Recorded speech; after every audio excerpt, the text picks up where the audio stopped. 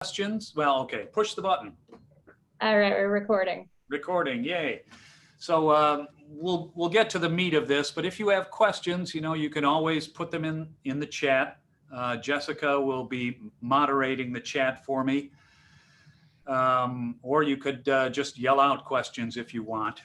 But I want to thank you all for being here, all of you who are alumni, all of you who are current students, and all of you who are perhaps potential students of communication and media arts. Welcome to our 5th annual So You've Got a Comm Degree, Now What? And it's actually only the 4th because we weren't able to do this last March because the little thing called the pandemic happened and nobody knew their backside from their head. So we just canceled the event then. And so I'm calling it the official 5th annual. We can argue about whether it is or not later.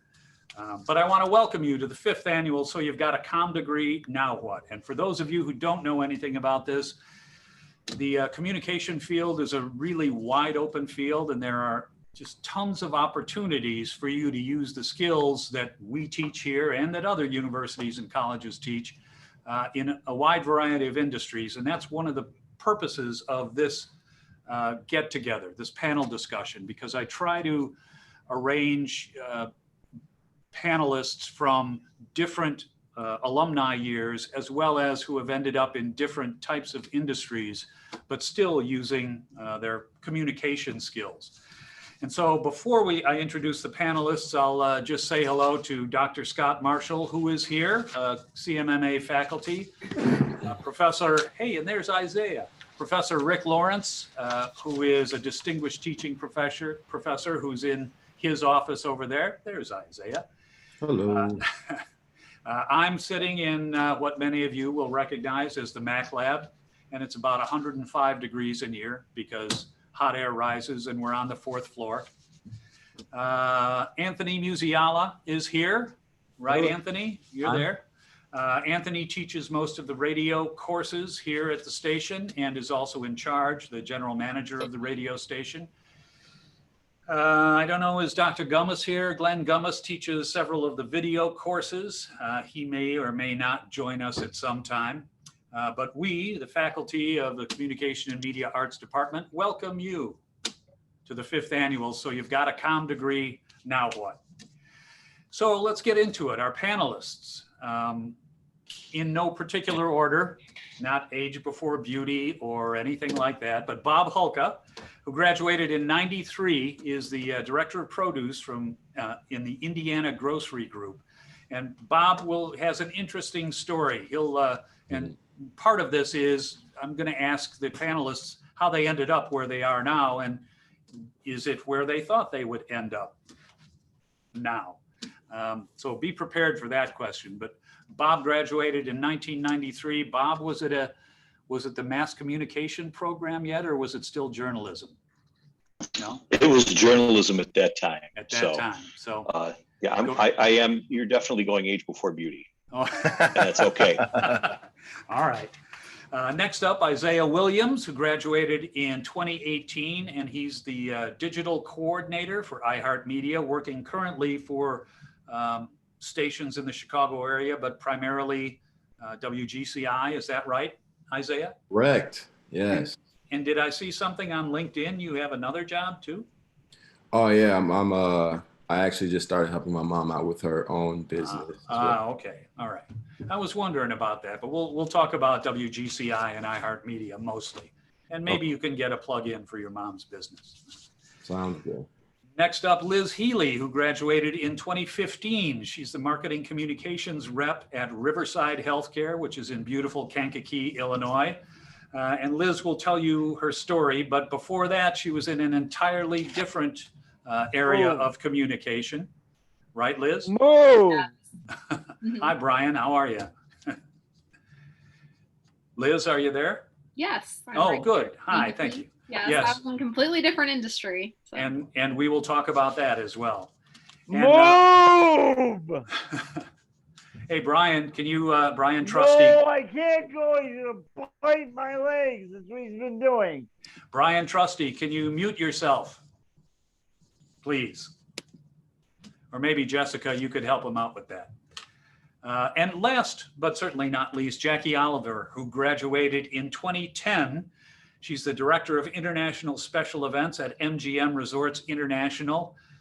She'll tell you about her journey, but it began here with an internship at a local casino, I think, right, Jackie? Almost, yeah. Almost, okay. Well, that's why we have you here almost in person, so you can tell the right story. Okay, so we won't go in really any particular order, but I'll give each of you a chance to answer these questions. And you can talk as long as you want, and I'll interrupt you when it's time for you not to talk anymore. So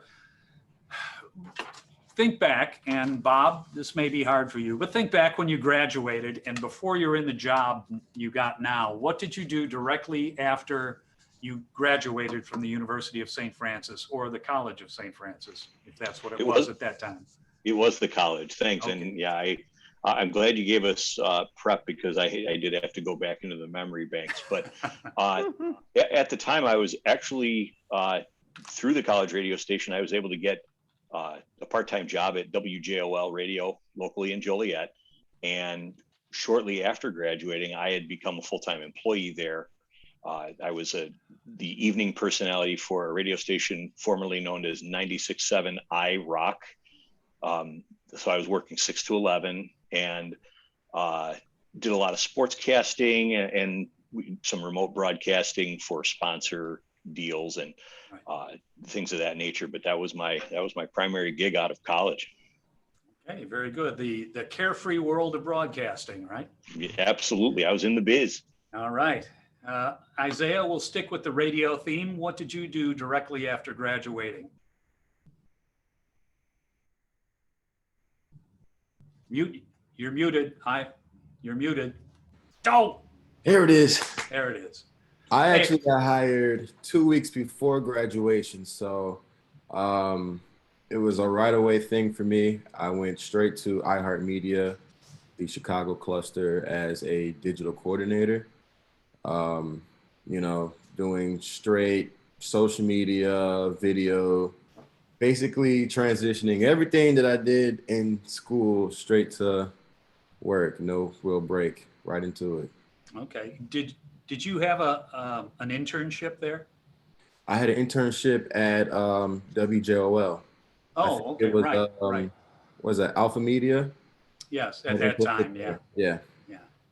So you were there about 100 years after Bob Hulka was there. Yeah. Or in the radio group anyway. Liz, how about you? Tell us about your job right after graduating in 2015. Well, it took me about a year to find an actual job in the field, but I worked for the Illinois Junior Golf Association and worked my way up to Director of Communications. I was a single person marketing team where I did a lot of promotion for membership and event education. So it used a lot of everything that I learned: graphic design, event planning, just general outreach, community service. And it was a nonprofit, so understanding the difference that a nonprofit could be really helped in that communication. And you had a couple of internships at various golf associations during school, right? Yes, I did. So during school, I did a internship with the Illinois Junior Golf Association, and then I also went out to Southern California and worked with the Southern California PGA Tour for their junior tour. And then I went after college, kind of that lapse year before I found a full-time job. I worked for the American Junior Golf Association, being communications assistant for a nationwide junior tour. And you were a golf athlete here at USF, right? Yes. Which is the reason you got into golf in the first place, right? Okay. Yes, exactly. And Jackie, tell us about your first job out of college. So and let's lay odds that it's going to be about gambling. yes, it is. So I actually technically my last semester, my senior year, I was actually interning with American Cancer Society doing PR for them. I was their PR intern. At the time though, before I even got that internship, I actually was trying to get an internship at the casino because it was going to be better hours. I also heard that they paid well for this internship, but at the time they didn't have anything for me, but their director of marketing really liked me. She thought I had some good potential. I actually was a double major with a marketing degree. So at the time she was like, well, why don't you at least come work here part-time?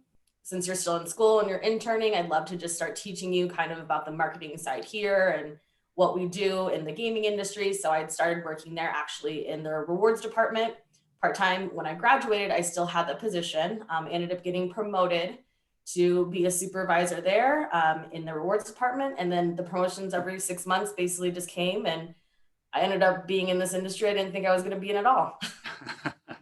And that's one of the themes, I think, for tonight. But you can mention it. It was Harrah's, right? Or maybe you don't want to mention it because you don't work there anymore. Yeah, so I started with Harrah's. Yeah, okay. All right, and so now we'll backtrack. What do you do now? And tell us the journey that you've gone since that first job or first internship out of school to where you are now and what you do now on a daily basis, if you would. And Jackie, we'll start with you. So now, as Brad had mentioned, I'm the Director of International and Corporate Special Events for MGM Resorts out in Las Vegas.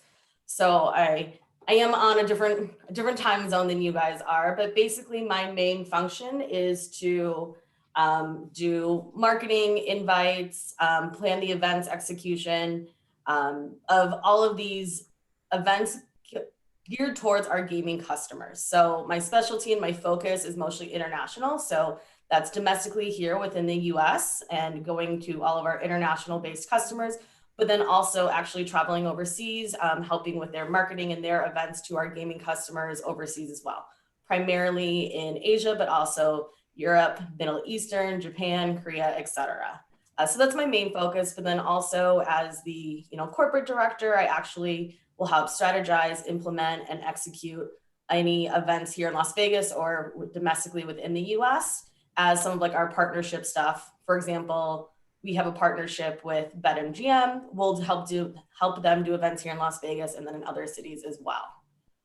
My journey, like I said, it started obviously just as a line level employee, working a swing shift at the casino, learning just about kind of gaming, their marketing and their different communication skills, how they kind of target through advertising and marketing to their customers and kind of learning about that. Like I had mentioned, about every 6 months, I was starting to get a promotion, and then eventually I became the manager and coordinator over the actual promotions and the marketing team. So switching from the reward side, kind of more to the strategy and the implementation of our mailers, our marketing, our communication that goes out to the guests, and then also once they get then onto the property, kind of how that guest experience goes as well. Once I had joined with Harrah's, I eventually got an opportunity to come out to Las Vegas and be a corporate manager out here, working with 7 different properties across the country in a specific region. So it was kind of Midwestern regions, Indiana, Ohio, St. Louis, kind of around there. I did end up leaving those Caesars and coming over to MGM, where I've been at a bunch of different casinos now at this point. I've even had the opportunity to move to the East Coast and open 2 of our new casinos out on the East Coast as well. And then back to Las Vegas. Not bad for a kid from Peatone, huh? Yes, not bad. I never thought I would have ended up here. I never thought I would have been in this industry. I didn't even really know this industry existed. But, 10 plus years later, here I am. Right. And Jackie, can I ask you a question? Sure. Yeah, absolutely. Were you an advertising PR concentration? I was, yes. Did you have a marketing minor?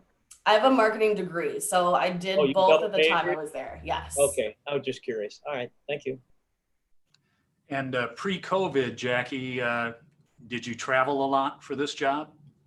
Yeah, so I had traveled, it kind of goes here and there, but yes, there is a portion where you go over to Asia for a 3 to 4 week span to conduct events over there. And, kind of, we have a lot of customers over there. So being able to come over to the customers more in their central location than always making them come to Las Vegas. Very nice. Very nice. Okay. Liz, we'll go to you. Tell us about your journey from golf to healthcare. Yeah, so I I actually made the transition last year during the pandemic. It was definitely looking rough in the golf industry as the governor did shut down golf courses for most of the spring and into the summer. So we had to look at alternative ways to get around working in the state of Illinois. And we do have a tour that would go out of state. So we still ran all of those events.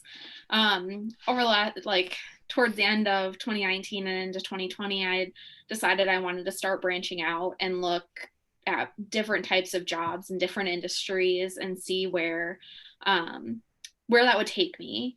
And I had moved down to Beecher from up in the Naperville area. And for the record, Beecher is north of Kankakee, kind of over by the Indiana border, for those of you who most likely don't know where that is. Next to Piatone. Yes, next to Jackie Piatone. does, Exactly, you yeah. know exactly where I'm talking about. Just drove through Piatone today. So I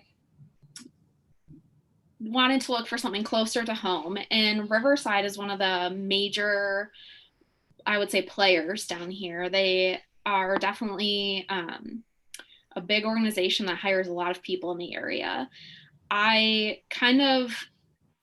applied for the job originally a while back, and then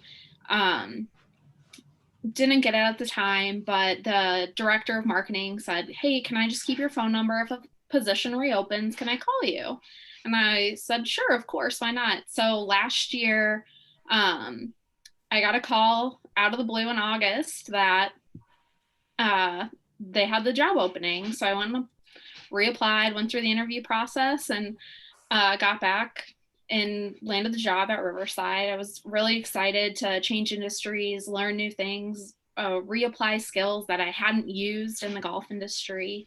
And let me tell you, staying on your toes in healthcare is every day it changes, especially our department works as almost an agency. So we have 4 Marcoms is what we call it. There's myself and then 3 other people, and we split the service lines, and those are our clients.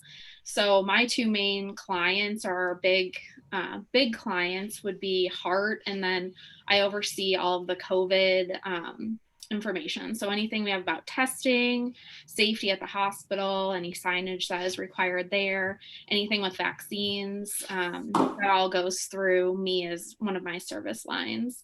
So it's definitely been an interesting experience, because every day you walk into work and you might have a plan of what you're going to do, but it might go out the window in the next 5 minutes just because something's come up or someone needs you somewhere, or the president's calling you and it's like, "Hey, I need a video done of this." And you're like, "Okay, I'll go do that."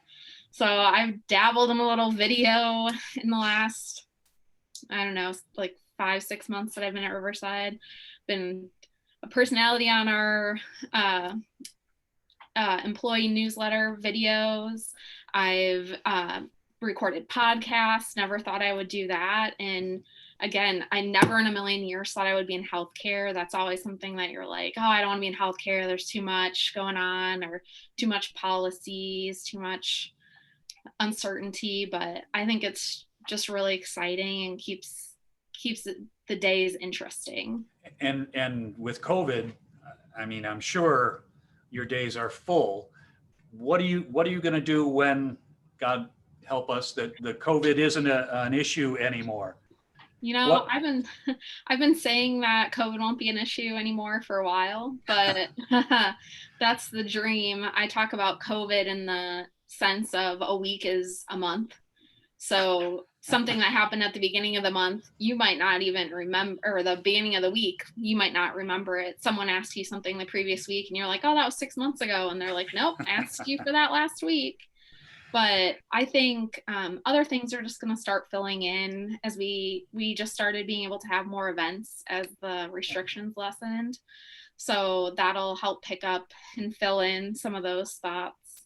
So and I'll slip you your $20 later on, because I keep telling all the current students, you need to know radio, you need to know video, you need to know graphic design, because someday you're going to have to use those skills, and you're a perfect example of that. Yes, I'm using all of them. I wrote just last week, I had a 15-second reader before the news we work with a lot of the Kankakee different stations, and we do a lot on the Watsika station.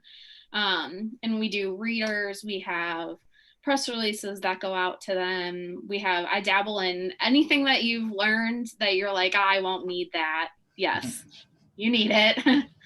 Okay, current students, remember that, okay? Isaiah, your journey has been pretty short, WGCI, but tell us what you do on a daily basis. Digital coordinator, that could be just about anything.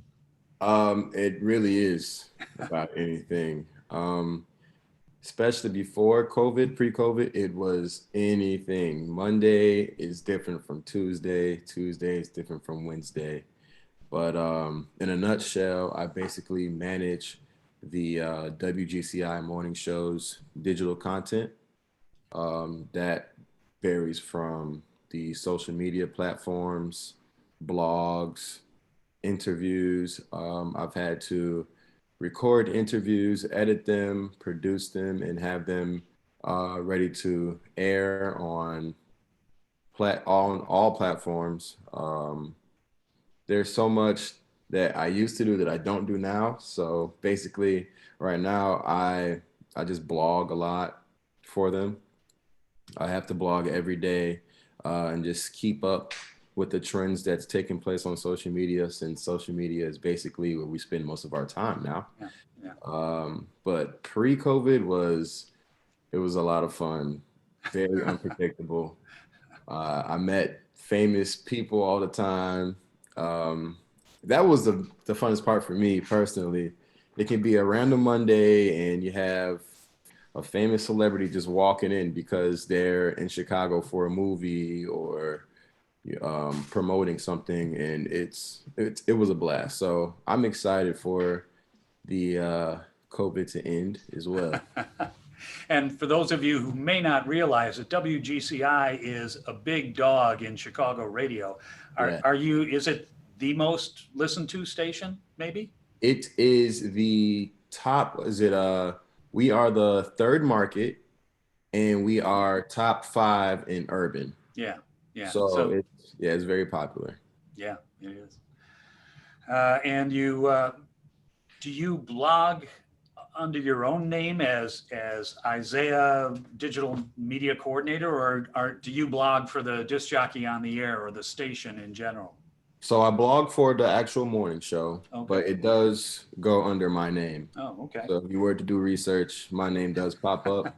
So I have to be careful of what I post sometimes. Absolutely. Yeah. All right. Well, very good. Aren't you glad you learned all that stuff in writing across the Media One? I am. That's where I learned how to blog. And there it is.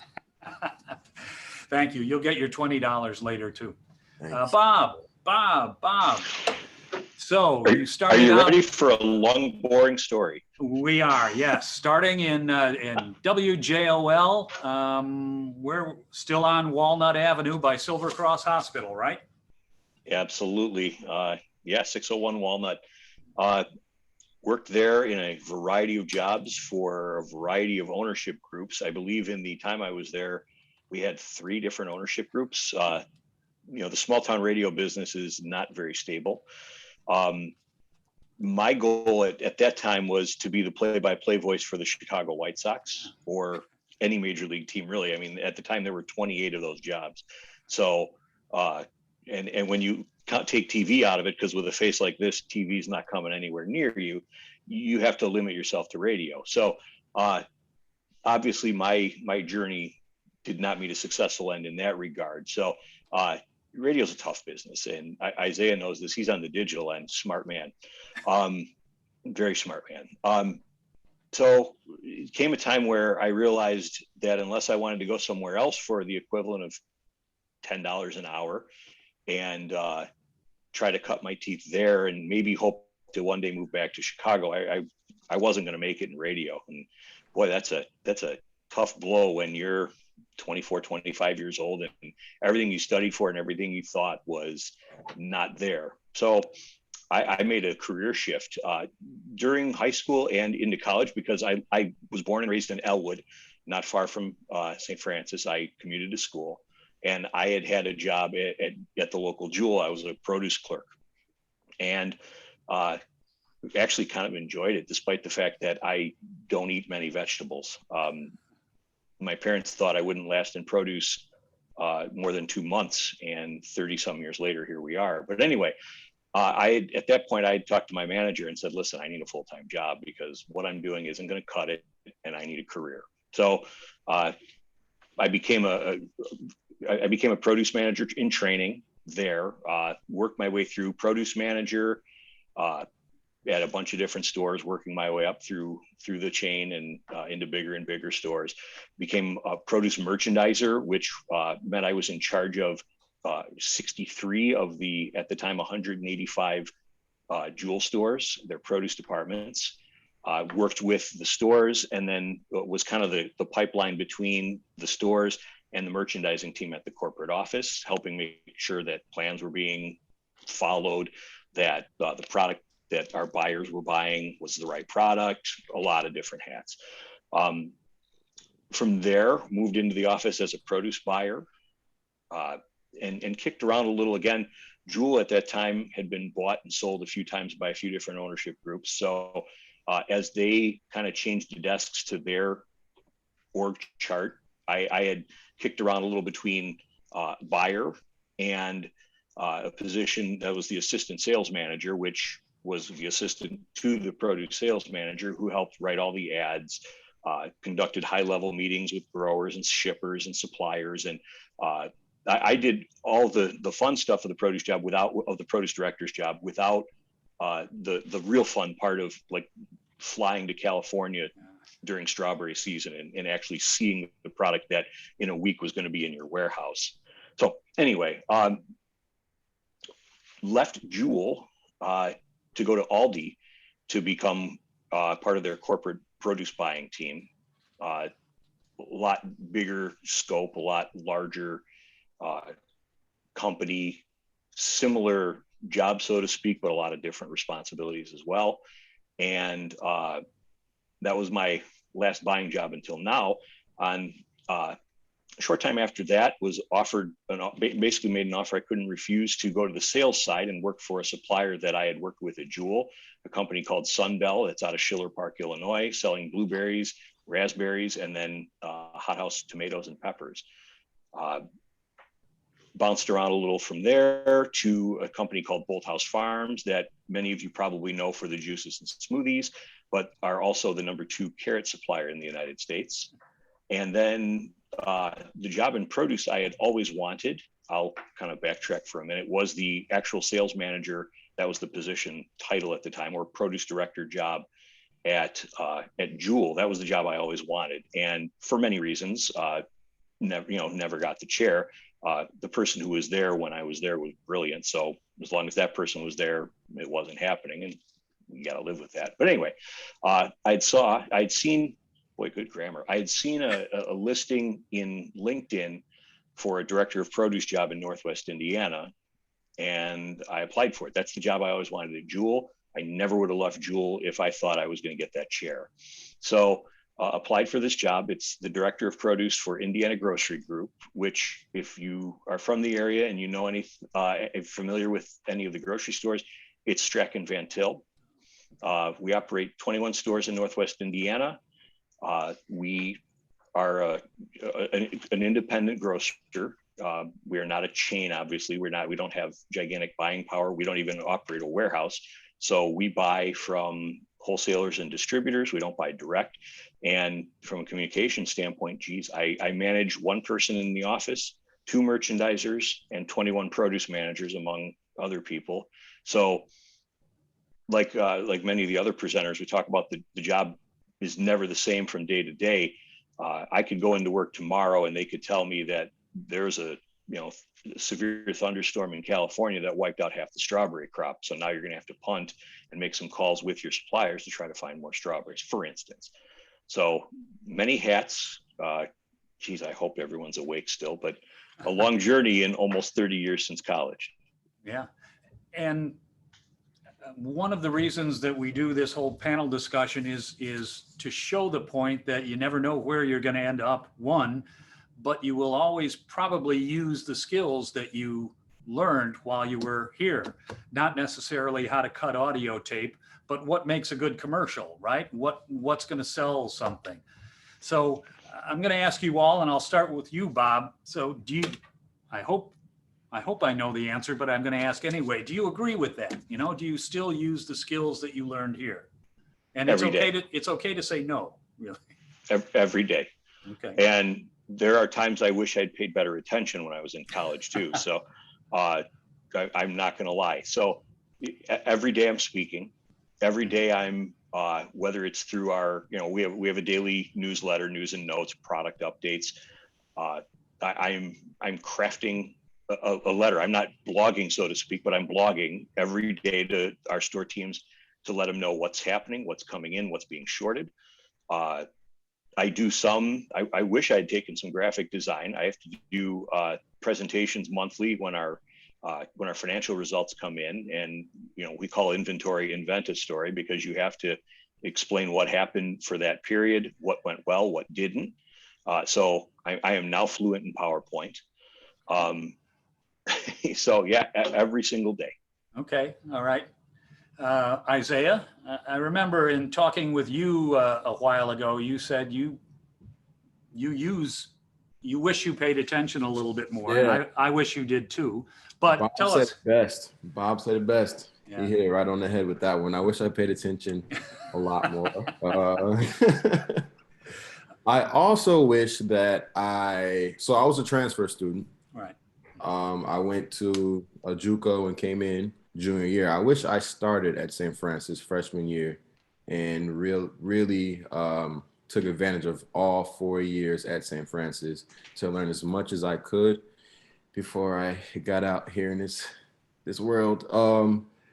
One thing I do wish I had more experience or knowledge on, or paid attention more on, is graphic design as well. Do you have to do what kind of graphic design do you have to do on a daily basis or a weekly basis?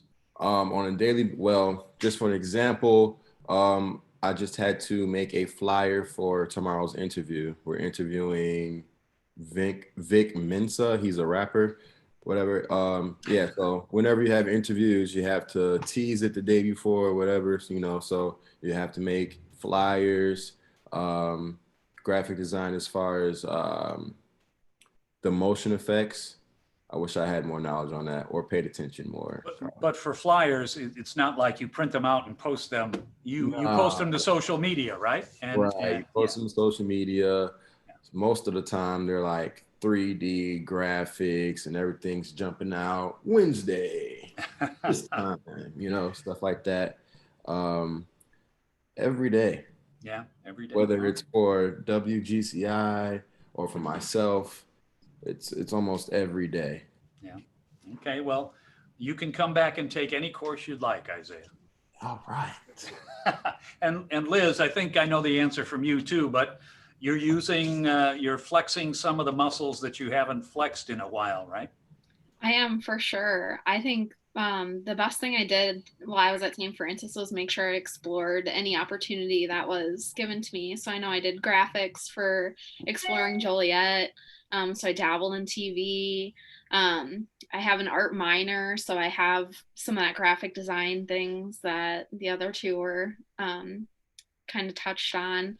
That helped me. The only thing I didn't really get involved in was radio, and now that's a big part of what we do.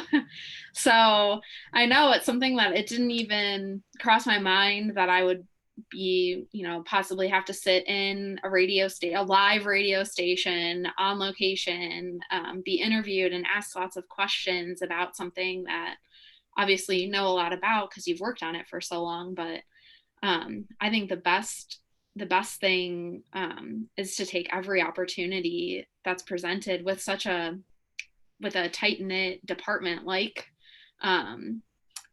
the MCAN department. I had to think about what it was for a It's now, second. it's now CMMA, but it was MCOM while you, Yes, when that's you were what there, I was like. I can't remember what it is now, but I have trouble too. yeah, I think that's really the benefit of the small, tight-knit group, is that you can touch in all of those and dabble. And I think that's really what helped me thrive. Okay. And Jackie? No, Yeah. right? You're going to be my only no, right? Well, no, that is not the case. I would say I absolutely still use some of my skills. I did try to get involved in some other things. In my current position, I don't do as much necessarily like with radio or TV. I will say we do a lot of like promotional videos. We do a lot of personalized marketing. So I feel like I end up, being in a lot of these video shoots, helping creatively kind of figure out what direction we're going. So that's something that I probably didn't really learn in college that it would be useful now. But I will say, just from a writing and like a PR and advertising perspective, I'm using all of those skills. I'm writing constantly, either, copy that goes on invites to go out to customers or to different ads or different scripts for our videos. So I definitely have been using my writing skills a lot. Very good. Very good. And so now I'm going to ask you to flip the script here a little bit. And I would like you all to be honest. And Jackie, I'll give you some time to think about it. We'll go back to the top and start up with Bob. Because your situation was a little bit different, a different curriculum than we have now, different facilities and stuff. But is there anything that you wish you were taught that you weren't taught here at St. Francis? So you others, think about this. What didn't you learn that you needed to learn? I'm going to blame myself for anything. I'm going to go back to what I said. I wish I'd paid more attention at times. But on the other hand, like in radio, I think the facility for what it was very comparable equipment wise and technique wise to what I had done at WJOL. Obviously it was a little newer and there were a few things. And then sometime in the mid to late 90s, some digital things started coming in. And I don't think that was even around in, the late 80s, early 90s. Right. So I don't think there was, from a technological standpoint, anything that could have been at our fingertips that I missed. Like I say, in other areas, I think there are things that I'll take the blame on that. I'm not gonna trash anything that that was offered or not offered. That's on me. Okay. And you were in the journalism track, right? That was the only track that there was at that Correct. time, right? Correct. Did it include, and Rick, I'll see you shaking your head on this. Did it include radio courses yet? Yes. Oh, yeah. When did? I Okay. started, a century ago, it was called journalism/communication. Okay. And we had the news editorial, which was the journalism side of things, and the advertising public relations. And then we expanded to what we called not graphic design, but graphic communication and broadcasting. Okay. So Bob, I think you were in the broadcasting concentration. I was. Okay. Okay. All right. All right. And some of you more recent graduates, the curriculum has, it's changed a little, but only the names really. We went from broadcasting and media arts and advertising public relations as 3 separate tracks, down to 2 when we combine broadcast and media arts. And those had 8 or 9 courses in each of those concentrations. Well, now we have 6 concentrations that have 4 courses in each of them. And we ask the students to pick 2 of those. And so there's audio and video and visual communication, which is like graphic design. There's a graduate school prep section called media studies. Help me out. What are the, advertising and marketing, and then journalism and public communication. So those are the 6 different concentrations that the students now have the ability to take advantage of. And so that was Liz. Jackie, how about you? Did we get everybody? I'm asking your track. And what weren't you taught? No, I got to go to Liz first, right? I missed you. I missed Isaiah too. I skipped over everybody. Okay, hold on. Isaiah, anything that you weren't taught that you wish you were taught, not, you know, that you didn't pay attention in Professor Rosner's graphic design classes, but any other skill that you use now that you wish you had been taught? Well, it's not something that I use now. And I think that I just missed it my year in 2018. I think I just missed it. I'm not sure. Maybe Lawrence, you can help me out with this. But do you have a drone class now? No, we have a drone, but no drone class yet. Oh, okay. Well, that's the only thing I wish I could have learned while I was in school, is learning how to fly a drone. We have some incredible footage of one of the students flying a drone into the tree and it tumbling down to the ground. You know. Anyway, Liz, did we anything that you wish you would have gotten that you didn't get here? Well, I feel like it's been more addressed now since we started doing this panel, but I felt like there was a disconnect almost when I started, that, you know, you get a communication degree, but now what?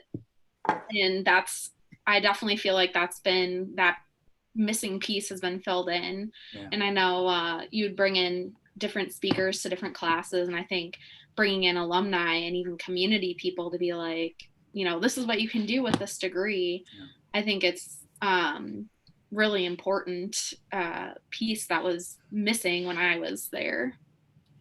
Okay, and yeah, we're making a conscious effort to try and connect the stuff that we're teaching to what it might help you do once you get out into the real world. So good, I'm glad. And Jackie, how about you? Anything that you kind of play. Oh, go ahead. Well, just anything that you wish you would have learned here that we didn't offer or didn't teach? I don't think so. I feel like social media was just starting to become a thing when I was, you know, in college, like Facebook. There was no Instagram, right? It was just Facebook. But I'm sure I feel like you guys have probably progressed with that time and learn, you know, are teaching more on those platforms. But I guess maybe just to pull off of, you know, Liz's comment, I definitely feel like at first I was like, okay, I'm going to get this degree. And like, I had a very narrow thought process of what I could actually do with the degree, right? I thought I was going to be advertising side, you know, living in a city, working for some kind of big magazine and being an editor or whatnot. And I thought that's really all I could do until I got out there and was like, oh, wow, these skills are very transferable. Communication is probably one of the biggest things, you know, especially for a very large corporation and work with a lot of different departments and people, that if I can't effectively communicate, not only to my counterparts, but to also to our guests, it gets us nowhere. Yeah. Yeah. Okay. So I'll ask each of you to look into the future and what trends do you see that we should be talking about with our students now? Things that they should be looking for, not only in internships and doing work in the club. And by the way, I saw a chat from one of our current students who says that they're thinking about putting together a drone class for the TV club, which would be a good idea, Jacob. Nice job. But what do you see in the future for your industry, particularly leaning towards the communication side of things? And okay, Jackie, we'll go with you. So I think something that is kind of just big in our industry, right? We're the hospitality plus, you know, entertainment and gaming industry. We kind of hit a lot of those leisure markets, as we like to call it. You know, our big thing is obviously social media, right? Staying relevant on those things. I think Isaiah hit on a really great point about drones. You know, you see now more people getting that footage and be able to use that for advertising and for, you know, creative content. I think stuff like that is a really big thing as well. And, you know, with COVID and everything, we had to really shift kind of some of the ways that we're marketing to people and getting information into guests' hands. So even just, you know, the evolution of QR codes and those becoming more prevalent, and what you can do then on those landing pages within that script and those QR codes, and being able to still make it be aesthetically pleasing, but also get the information out effectively as well, and also safely. Yeah. Okay. All right. Good. And you see that as continuing into the future. That's not going to change for a while anyway. Yeah, definitely. I think it's just, you know, from a business perspective, people look at it as a cost savings, right? You don't have to do as much printed stuff, and you can almost hit a wider variety of, you know, more people, a bigger mass. Right. Yeah. That's the beauty of digital. You don't have to print a darn thing, right? and you can make changes up to the last minute. It's been really great, at least on my side. Mm-hmm.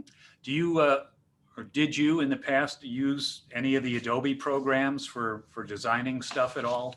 Oh yeah, I still, still do. If I have to throw together a last minute invitation for, a high-end customer event or something, it's always become very helpful that I'm like, oh, I can do that. I can get on and Photoshop my own stuff, lay it out very nicely. And people are like, how do you know to do that? I'm like, college.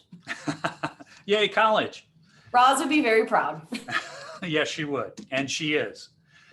Liz, how about you? What do you see in the future? I mean, you've been in healthcare all of 6 months. 6 months, right? So what do you see in the future? Honestly, it's getting your message across in 30 seconds or less. So whether it's radio, TV, I know we just started doing like Hulu and YouTube commercials. You have to get your message across to a consumer in 30 seconds or less. So we'll do these overarching videos where it'll be multiple providers talking about something, but we try to do it in a way that we can use it in more than one instance. So if we have a 2-minute video, how do we also use that for a 30-second spot on social media? And it's always making sure we're trying to make a conscious effort right now that we're not doing one-off pieces. It's got to be something that we can use at least 3 times in 3 different ways. Nice. So, I mean, that's always the goal. Yeah. That's not always what happens.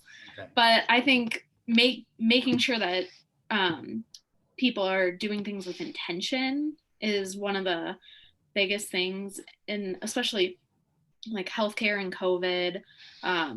Right now, something big that's happening for us is COVID vaccine clinics. So making sure that you're messaging that correctly without making people upset. But I think as more people become tech literate and are able to use that going forward, it'll be easier to get that message across. But again, in 30 seconds or less. Yeah. Okay. Yeah. And I don't know if any of my students, they should be here from my nonprofit communication class. Just this morning, we were talking about repurposing content. So you write a blog and you take pieces of that and put it in your newsletter, or you do a podcast and take the transcript of that and post it online. So using stuff more than once is key. It's efficient, and if it's written well, it's going to be good, solid, effective information. Okay. Isaiah, there was a question in the chat, I think, from Richie. What was it like jumping right into radio? So I'll let you answer that, then I'll ask you about trends that you see. Yes, Richie, it was definitely nerve-wracking. Okay. I'm this young guy. I'm actually the youngest in that company. So I'm this young kid coming in to people that I've listened to on the radio all of my life. I look up to these people. The expectations that they have are very high, and you just want to, meet the expectations, not really knowing what they really are when you first get there. But if I had to give advice, be open to everything and try to adapt as fast as you can to any situation and produce what you need to produce in 30 seconds or less, in a way.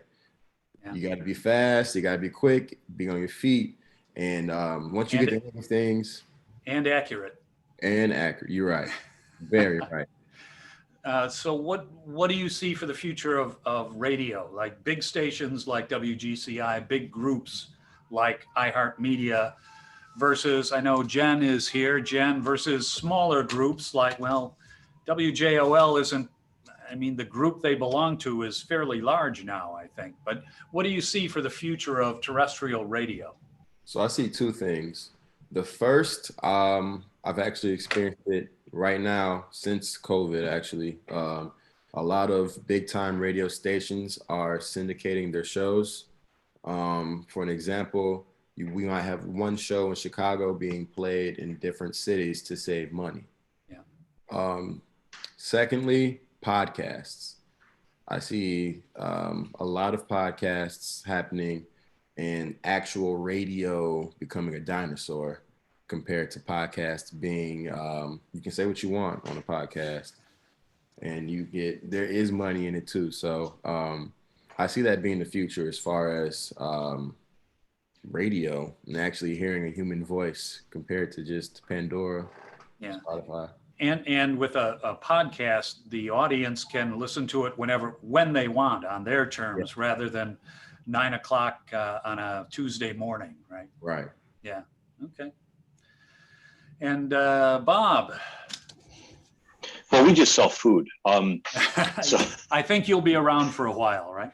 Yeah. But I think what you're seeing, and especially since COVID, our chain of stores, we have not printed an ad since COVID hit. Really? Part of the reason at first, we didn't need to do anything to drive customers into our store. Second, because of social distancing, we didn't want to. Obviously, you wanted to kind of stress some social distancing. It didn't stop people. But what we're doing now is as much digital as possible. I think Liz mentioned Hulu, and we do a lot of different general advertisements on digital platforms. We have our own website, of course. We have a loyalty app. We're working on a better one to try to reach customers. And then from a produce standpoint on my end, the trend in food, or at least in produce, is to a lot more packaged stuff, and customers don't have time to figure out what to do with things. So we're trying to find ways to tell you what it is and how to use it. And I think everybody knows how to open a halo and peel a halo and eat it. But when you see one of these side dishes in a microwave package, well, what the heck do you do with this thing? We have to have that information, have it available, have it quick, because somebody mentioned 30 seconds. I almost think it's 15 on our end. If a customer's walking by, they don't want to spend an hour in the grocery store, and if they don't know what to do with it, they're not going to buy it. So we've got a lot of different things that we do besides, of course, bringing in the strawberries and putting them on the shelf. And do you think, God willing, once the COVID thing gets over with, will we go back to wanting to go to a grocery store? I know I've gotten pretty used to dialing it up on the phone and having them deliver it to my car. Do you think that will continue? Our customer counts up. So I think to an extent, yes. Okay. But I do see what Instacart has done, and there are other delivery services. We're actually working on our own. We deal with Instacart right now. We're working on our own platform because it's evolve or die. You see a lot of brick and mortar going away. Amazon is ruling the world right now from a shopping standpoint. How do you compete with that? Well, Amazon opened their own brick and mortar stores too. Yeah. There's one in Naperville, there's one in Oak Lawn, and they've got a few elsewhere too. Yeah, okay. It's what a world, as the Wicked Witch of the East would say. So I want the audience members there, start thinking about if you have questions for anyone in particular, and would you put them in the chat, please? And I'll ask Jessica to kind of monitor the chat. Not you, Jessica Scrappo, but Jessica Conte. Monitor the chat and come up with the questions after I ask this one last question for all the panelists. So we have quite a few of our current students who are, I was going to say sitting here in the auditorium, but they're not. They're sitting at home in their PJs or at a hotel room at some bowling tournament someplace. Any tips or tricks, any advice for those folks who will be graduating this year or maybe in December about going out to get that first job? Something you did that was smart, something that you did that was dumb that you would advise people not to? Any tips or tricks for job searching and job hunting for our soon-to-be graduates? And I guess we'll start back at the bottom, Jackie, and ask you. Bottom only on my list here, not for any other reason. But you're at the down there. So Jackie, help me out here. Tell me any tips or tricks for our job seekers. I would definitely say use your resources. If you network, if you've met people through different organizations, clubs, your internships, anything else, definitely use those resources and, keep in contact with them. I know it seems sometimes it can be a tedious task and really hard, but I've just found that a lot of times it's you get that leg up. If you know someone, if you've had a good experience with them, that they'll be willing to recommend you. They will be willing to, throw it out there to make sure you get that interview, or also just be really open to feedback. I know that I go through a cycle all the time where I will update my resume and then I'll constantly have other people looking at it, right? Within my industry, outside of my industry, even, just so I can get some new, fresh set of eyes, and always be kind of updating that and making sure that my information is relevant, that it is, a nice format that's legible and easy to read. Because I'm even, as someone who has had to hire multiple people, sometimes I'll get a resume and I'm like, oh, this is really hard to look at. I don't know, I'm going to read this whole thing. And so even stuff like that, I think those little things will definitely be helpful, but I've found that networking is super important, and then just stay positive. It can be a super hard, grueling road where you feel like you're putting out application after application after application, but you will find a job. You might have to start at the bottom, but there is nothing wrong with starting at the bottom and working way up. I've personally found that I've learned more than, someone just coming in, because I've been able to have that experience and work myself from the bottom to a line level employee all the way up to, a corporate director. So just don't give up. And having spent 13 months in the gaming industry, you really do need to keep your resume updated, because you never know. Yes. Sorry. Yeah, definitely. Liz, any tips or tricks for the job searching among us? I definitely just echo that message of it's who you know and how you use your network. I got my first job because the person that was leaving the job, I had kept in contact with him, and he texted me the day he put in his 2 weeks notice and said, you need to apply for this job. And I applied, and I was the first applicant because obviously the job had not been posted yet, but I knew that they were going to be posting it. So I had emailed right away and knew that. And then don't be scared to try an industry that you might not know. I know when I applied and interviewed in healthcare, I was like, oh my God, do I know what I need to know to be successful at this job? And you can't be afraid of trying and failing. If you don't like the job, maybe you'll think you want to be a radio personality and you just can't, it's not going to be that, but just don't be afraid to try and fail at different things before. You're not going to love your first job. Most likely you might not love your first job, but you might end up in a better industry that's better suited for you because you learned. Yeah. Good advice.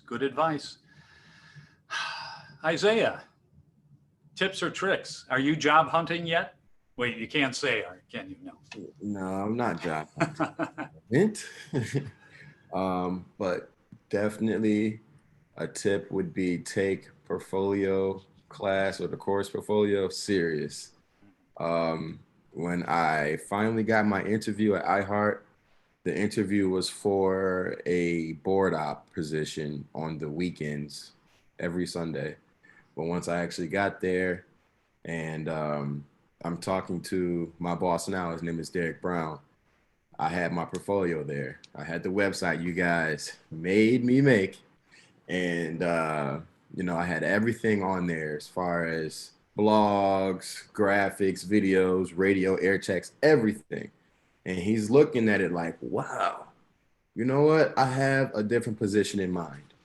So that's my tip. I second everything that the two ladies said before me as far as networking on who you know and things like that. But for the seniors right now, portfolio is definitely something you should take serious. Nice. And wasn't Derek Brown, wasn't he from Joliet? Yes, Well, he yes, is. he is. Okay. And He now is, yeah. he's one of the big bosses at GCI, right? Or iHeart. Yeah. iHeart, yeah. Yeah. Very good. All right. And Bob, can you remember back to?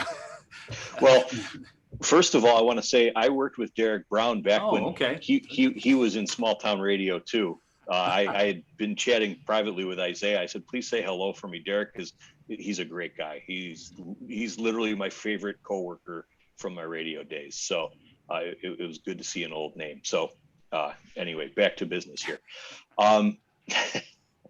So I can remember back that far. I will say that, don't sell yourself short on your skills. It's very easy to be humble. And maybe in your first couple go rounds, you maybe don't want to sound too boastful or too arrogant, but make sure you don't sell yourself short in your skills. If you've done something and you know how to do it, state it matter of factly. And also on the other side of that, don't be afraid to say, I don't know. You'll be surprised where that goes. In an interview, like I interview produce managers all the time. If I've got someone who tells me they know everything, I know they're going to struggle because they're not humble enough to know what they don't know. And then I think it was Jackie who, as you progress, networking is so huge. I worked at Jewel for 26 years, and then I had 4 different jobs in a 5-year span. And every one of those opportunities came through because I had great relationships with growers or great relationships with suppliers. And I had people who put in good words for me because I had good relationships and always treated the people I worked with the way I wanted to be treated. That means a lot. And not burning bridges. If you had told your manager at Jewel to go scratch, I'm never coming back, you might not have had any of the other opportunities that have come back to you because of that. 100%. Keep those thoughts at home. Right. Yeah. It's okay to have them. Keep them at home. Okay. Well, let's go. Jessica, are there any questions you can give us that we should address here? So this one's for Isaiah. What would you say is the best way to start connecting with these radio stations to get on their radar? As far as a personality, is that the question? Or just working behind the scenes? So that's from Cosme. So can you just make an impression, he said. Oh, air checks. As far as personality wise, I'm a firm believer in just having all of your content ready in your back pocket whenever you have the opportunity. Your portfolio. The portfolio, there it is. Have it ready, have it there for them not to deny it. And they'll look at it. It may not be that day. I've experienced that myself, and I actually worked there. But sooner or later, they'll, finally look around and say, "Hey, whoa, okay, this person has talent. Let's check them out." Okay. And then going back to the drone question about incorporating drone training into the TV club, the question is, any ideas on how to approach this for real world application? And that's just an open question. Well, Professor Lawrence, real I got world. an email from a guy who came to the campus several years ago. He's a certified trainer. Right. And I think it's time we bring him back. And Well, he can talk about opportunities and money to be made, because to be able to use the drone for commercial purposes, you have to be certified. And so he has also taught, I believe, certification programs. Brian, it's something perhaps we might want to look at as like a short course here. Yeah. See those who want to get certified on drone training. There's money to be made out there. And isn't Brendan Walsh, is he certified as a drone Yeah, pilot he's definitely certified, but he's too busy shooting crime stories and traveling the world with Bill Curtis shooting documentaries. So isn't? I had to go back to the original guy. In fact, Yeah. Brian, you gave me his name, and then I reached out to him. Yeah. So he just emailed me about a week ago. So I will reach out to him, and we'll bring him as a speaker to campus, and we'll get the drone flying again, because you have to be certified to be able to do that, unless you're just a home user. And as Liz had said, the drone footage is so unique. You used to have to rent a helicopter or a prop plane to get those kind of shots. And now, like when this guy did the drone demonstration for us, you can program, you fly it where you want it to go and program it in, and then push a button and it flies that pattern again. So you can take the same shot over and over again until you get it right. So it really is a remarkable tool to use for presenting visuals. We actually, we have a contracted video guy, and we actually use him to do aerial tours of our various campuses. So you can see which entrance you need to enter, or we just opened an immediate care at our Watseka campus, but you have to drive around the building. So we actually used drone footage to show the front of the building and then go up and show where they needed to go to see, to go enter an immediate care. Since it was around the building, it was the easiest way to show it. So that's kind of a real world use of that. It'd be a tour of a location. Yeah, so I guess we're going to have to put in a short course in being a drone pilot. I think so. Yeah, okay. Jessica, any other questions? You may have touched on it a little bit. I know Bob said he was putting out more digital content, but with COVID easing up now, hopefully, what long-lasting effects do you see in your industries or even day-to-day jobs from COVID? Has anything changed as far as workday or process? So each of you could probably answer that because you've all been employed during COVID and you've all been employed pre-COVID. So what's going to change and what won't change? Just go ahead. I'll start. Okay. From my end, people who are in sales and who work for suppliers are traveling a lot less. Zoom has been a wonderful thing for a lot of reasons, and remote working, it's pretty obvious that with a good VPN and if you have decent technology in your corporate offices, you can get a lot done without leaving your house. And obviously that's the first thing we've seen. And that's, I don't think any surprise to anybody, but like I say, there's going to be a lot less travel overall because you can face-to-face through a tablet or through an app. And like I say, from my end, it's not going to stop as far as, trying to make it easier for the customer. If that customer doesn't have to leave their house to get great groceries and get fresh produce, I think fresh produce is going to be the biggest challenge of all of it, and probably your meat and all your fresh items. But if they can get the rest of their sundries without having to lift a finger, literally just turn on their phone, it's going to happen. So we have to fight that in our industry. Yeah. How about you, Liz? What's going to change post-COVID? Yeah. Well, first of all, Bob, let me tell you, we shop Track and Van and we love it. Just being how close we are to the Indiana border. But honestly, the biggest thing that I've seen is, that age old thing. I went to another meeting that could have been a phone call or an email. I think video calls have definitely helped cut down meeting times. A meeting that in person might have dragged on for an hour is now getting done in 15, 20 minutes, which gives you time back in your day to then worry about other things. Right now, every day of my life is impacted by something to do with COVID on the job front, just because it's constantly changing and restrictions are changing. So I'm hoping as COVID starts easing up, that I can start giving more attention to the other service lines that I have and being able to help people get back into healthcare and making sure that their health doesn't go unchecked. Make sure that we're catching things early, cancers, other diseases, things that can be fixed, heart conditions. Yeah. That's really our big pushes as COVID starts coming down, that we start amping up all of our messaging for that. Right. Yeah. Because old farts like me have put off doctor's visits and things because we didn't want to get COVID, right? So yeah, you're going to have a job ahead of you to convince people to come back. Yes, it's a very slow moving train. Yeah.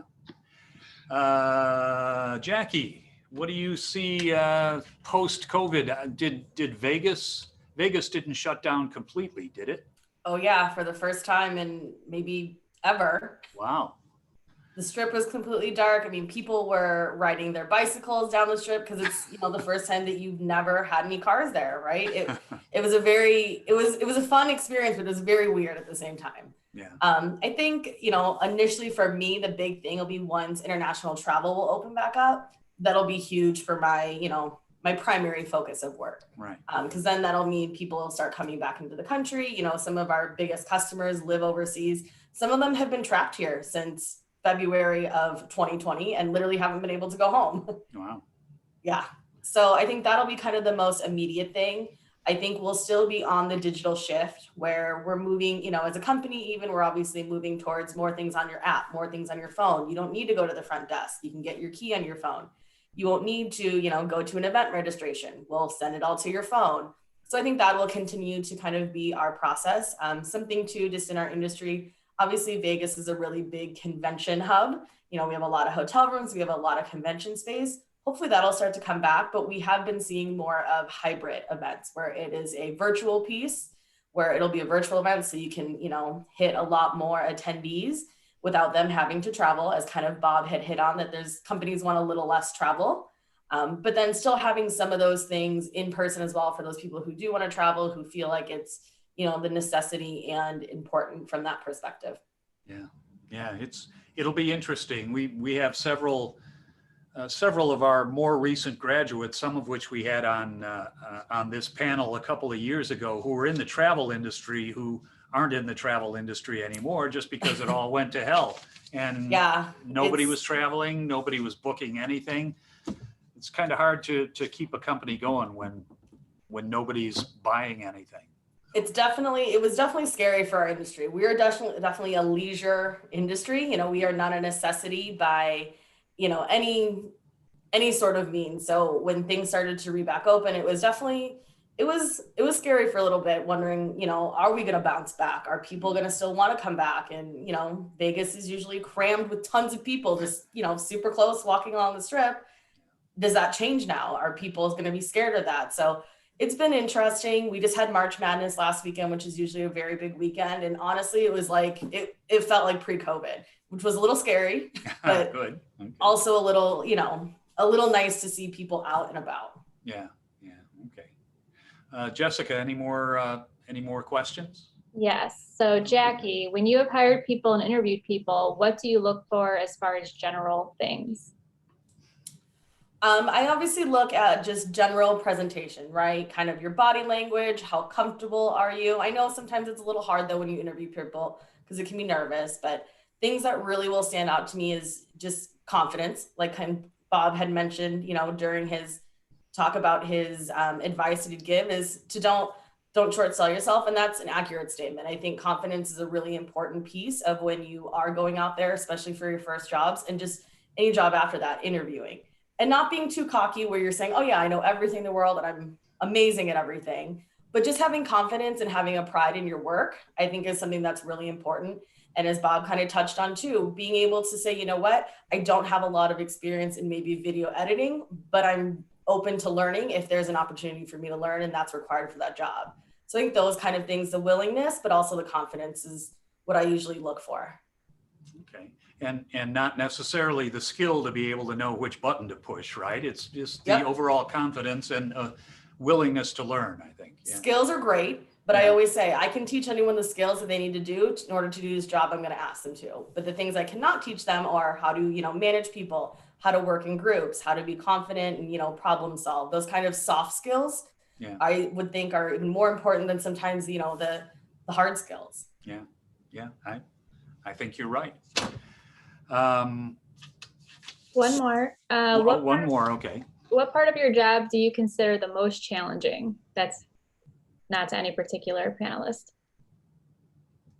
Thank you, Saba, by the way. Anybody, what's the most challenging job or challenging piece of your job? Can I go? Okay. It's the virtual thing for me. Emails, Zoom calls. I miss being able to walk to someone's desk and just get what I need and leave. I hate having to schedule Zoom calls and, you know, I think that's the most challenging for me, to be honest, especially emails, keeping up with emails back and forth and what someone said. That's challenging for me. Soon, Isaiah, soon. We will all be delivered, I hope. Hopefully. Yeah. Anybody else have a challenge? I'll say time management. When I was at Jewel, we did, you know, essentially the same job. We bought and sold produce. specifically in my department. And there were 6 different buyers, a senior buyer.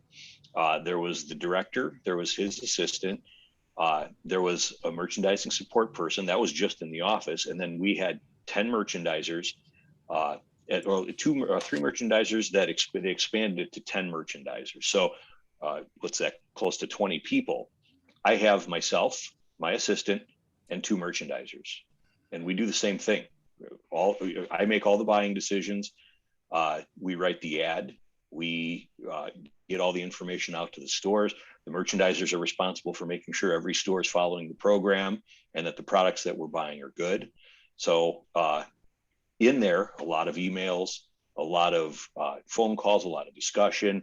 We have Zoom meetings with suppliers. We have meetings internally. It's a grind, and it's like everybody else. It's a challenge, and it changes every day. So it's managing your time. Yeah. And you have to throw Zoom in there. Some are in person, I would imagine, some meetings, some aren't. So managing technology along with your time. Yeah. How about Liz or Jackie? Any really big challenges you see? The biggest thing I have is managing up, what we call managing up. So we deal with a lot of, we're considered a lower level employee. We deal with a lot of directors and VPs and the president. So it's learning where that line is of when do you tell them that they're wrong or why we need to do it a certain way versus just doing what they ask. Yeah. Like we filmed the video and I had to tell our president he was holding the cake wrong because we couldn't read what was written on the cake, and that's the whole point of the video. So it's like being confident enough to not sound shaky when you're telling your president and CEO that he's holding the cake wrong for a video, but also not to get overzealous and overstep your bounds. Because we know communication and public relations and community relations, they should all be C-suite level management positions, but they often aren't. And so, yeah, managing up is that's a good term for it. Making sure that your superiors, your supervisors do the right thing. Yeah. Yeah. Jackie, anything from you? I feel like Liz kind of hit on mine and Bob did as well, just the time management. It seems like right now, just most businesses most employees are being asked to do more with a little bit less. So being able to manage that time and make sure that, I'm getting everything done. But then to Liz's point too, also that portion of managing up. I also deal with a lot of presidents, COOs, CEOs, VPs, et cetera, where, there's probably 5 or 6 of us on this meeting and all their opinions matter, but being able to kind of also take all that feedback, collect it, not seem like you're brushing them off, but then try to find that happy medium too. And just being able to find that balance is definitely been a challenge for me lately. And especially with the COVID, all the guidelines, they seem like they were changing every other week at one point. So just trying to keep up with that stuff too can just be sometimes challenging. Yeah. But we will all muddle through, won't we? Amen. So I want to thank our panelists, but so don't go anywhere yet, okay? But thank you to Bob and Isaiah and Jackie and Liz. It was, at least I thought, most informative, and I'll pay you your $20 each later on. No, I won't do that. But I want to thank you all for giving us your time, your expertise, your thoughts, and your analysis of all these different things. I hope all the students, both current and potential students who are there, I hope you learned a lot here. So I would like to offer them a round of applause for everybody, a virtual round of applause. Golf claps. Thank you. And I would also like to say that even though I hog all the credit for this, this is actually a production of the Mass Communication Alumni Association, as well as the Communication and Media Arts Department. And we have a couple of representatives there. I know Lisa O'Brien is there. Is Jim around? Anyway, you all, and Jan, there you are, Jan, hi. You all should become members of the Mass Communication Alumni Network doesn't cost you a dime. It just costs you about 45 minutes of fun time a couple times a year to attend a virtual, sometimes in-person meeting. And we really want to try and get this moving a little bit more. It's been difficult with COVID, but hopefully we're on the upswing now, and the turnout here today was really nice. So I would urge you to pay attention to the Alumni Association stuff that comes out, because that's where you learn about when the next Mass Communication Alumni Network meeting is. And I believe it's the 11th of April, right, Jessica? April 10th. April 10th, sorry. Good thing you were there, right? So, show up, say you'll be at the event. You don't have to do anything yet, but it's an interesting organization and we want to grow it. Lisa, do you have anything more to add about that? Are you even still there, Lisa? Maybe not. Way to go, Lisa. Well, anyway, I think we've covered the main points, right, Jessica? Yeah. April 10th is our next meeting. Look for stuff from the Alumni Association. And now if you all want to talk amongst yourself, that's absolutely fine. We'll leave the meeting open. I want to ask, is there anyone here like from a high school or a transfer student who would like to get some more information about the CMMA program? I promise no hard sell. I'll just try and answer any questions you have. Throw your name into the chat, and if there are people, I'll try and create another breakout room, and I can take you in there while all of these other folks, some of whom know each other, can chat amongst themselves. So anybody else who wants to talk about CMMA as a major? Crickets, right? Crickets. Well, okay. You talk amongst yourselves. It's been a pleasure being here. Jessica, do you have anything more you want to tell these folks?